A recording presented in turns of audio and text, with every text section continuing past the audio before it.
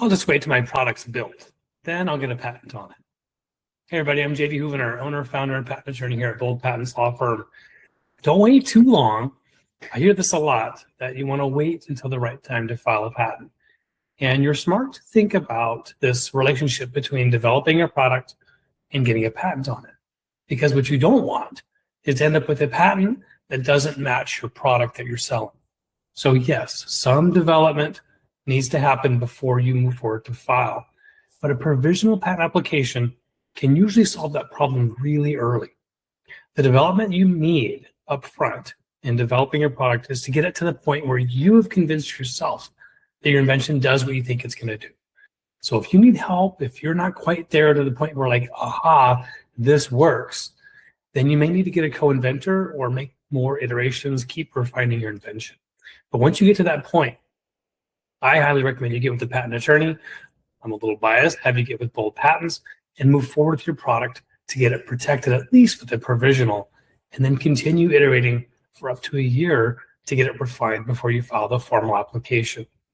Let's take 3 examples from the real world and let you kind of get some insight on these stories. The Jawbone headset. This is Hossein Rahman from 2015 to present. The Jawbone rushed hardware products to market without a defensible patent moat around the key features. And you guessed it, Fitbit and other similar products beat Jawbone out in the big market of headsets. By 2017, the company collapsed.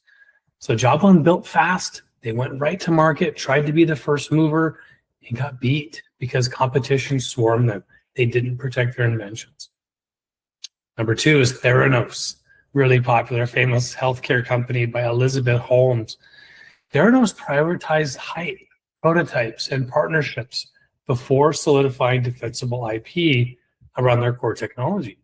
When scrutiny finally came, there was not a strong patent portfolio backing the claims. Investors learned the hard way. Building first, trusting without verifying is no way. Number 3 is the Magic Leap. This is Ronnie Abovitz. The Magic Leap filed aggressively before product launch. They built a massive patent portfolio on AR optics, display systems, commercialization. So even after the product struggled, the patent portfolio remained a core company asset, and they're making money.